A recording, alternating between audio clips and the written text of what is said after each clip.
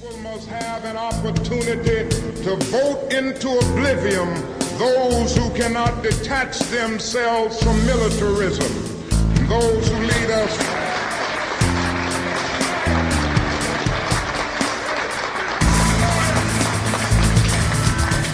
So we are here because we believe, we hope, we pray that something new might emerge in the political life of this nation, which will produce a new man, new structures and institutions, and a new life for mankind. I am convinced that this new life will not emerge until our nation undergoes a radical revolution of value. When machines and computers, profit motives and property rights are considered more important than people, the giant triplets of racism, economic exploitation and militarism are incapable of being conquered.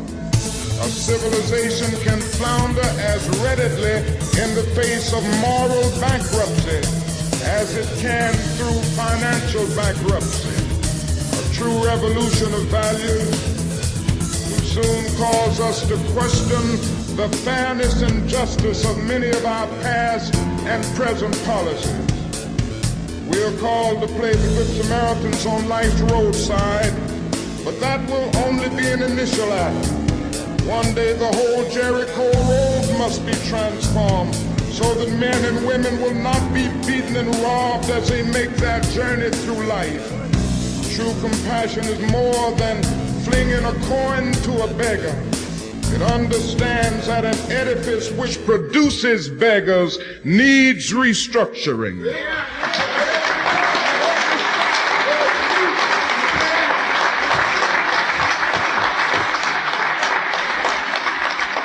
A true revolution of values will soon look uneasily on the glaring contrast of poverty and wealth.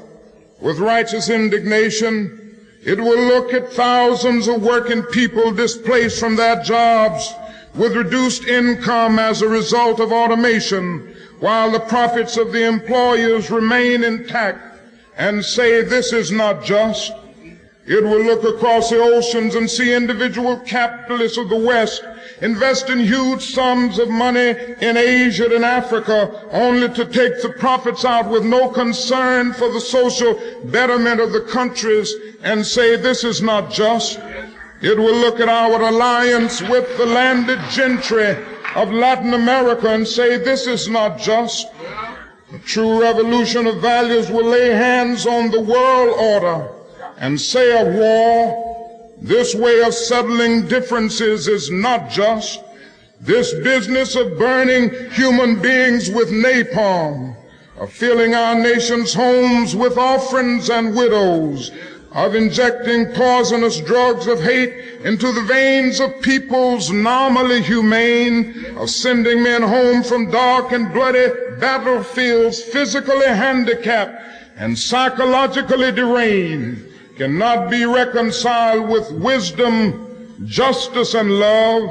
A nation that continues year after year to spend more money on military defense than on programs of social uplift is approaching spiritual death.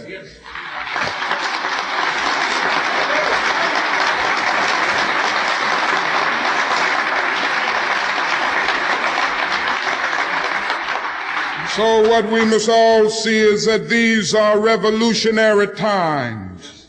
All over the globe, men are revolting against old systems of exploitation, and out of the wounds of a frail world, new systems of justice and equality are being born. The shirtless and barefoot people of the earth are rising up as never before. The people who sat in darkness have seen a great light. We in the West must support these revolutions. It is a sad fact that because of comfort, complacency, a morbid fear of communism, and our proneness to adjust to injustice, the Western nations that initiated so much of the revolutionary spirit of the modern world have now become the arch anti-revolutionaries. This has driven many to feel that only Marxism has the revolutionary spirit. Communism is a judgment.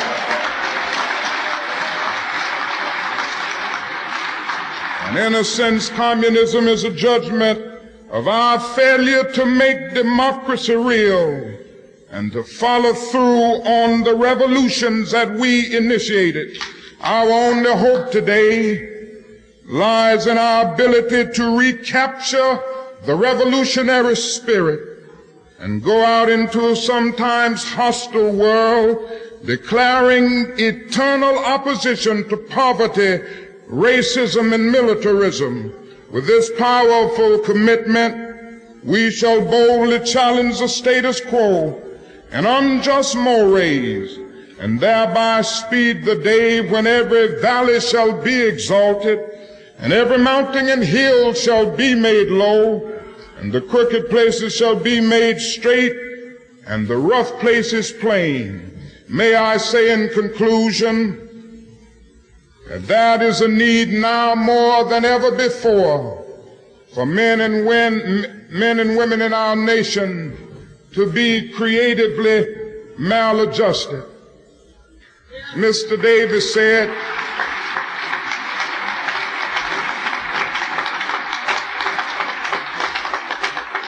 and I say to you that I choose to be among the maladjusted. As my good friend Bill Coffin said, there are those who have criticized me and many of you for taking a stand against the war in Vietnam and for seeking to say to the nation that the issues of civil rights cannot be separated from the issues of peace.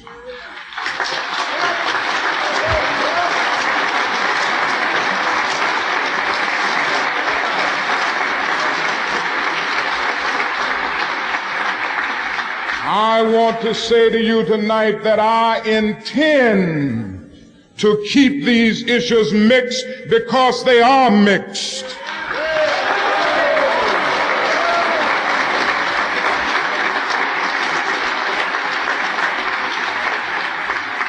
Somewhere we must see that justice is indivisible.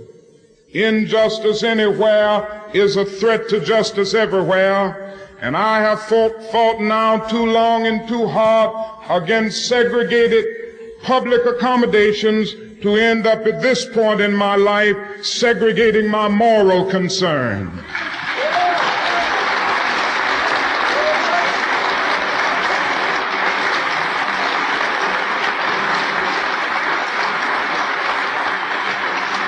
And so let us stand in this convention knowing that on some positions, cowardice asks the question, is it safe? Expediency asks the question, is it politic? Vanity asks the question, is it popular? But conscience asks the question, is it right? And on some positions,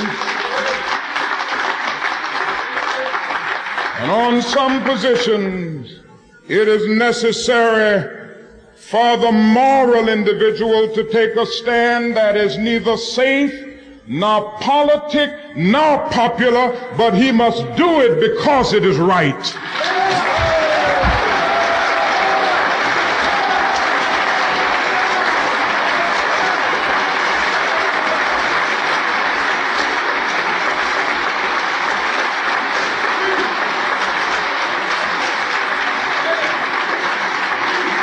And we say to our nation tonight, we say to our government, we even say to our FBI, we will not be harassed. We will not make a butchery of our conscience. We will not be intimidated, and we will be heard.